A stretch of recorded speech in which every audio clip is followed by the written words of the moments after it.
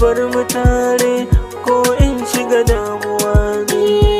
Ni ma na faɗa a gidanmu kai nake so, ni a bar mu tare ko in shiga damuwa.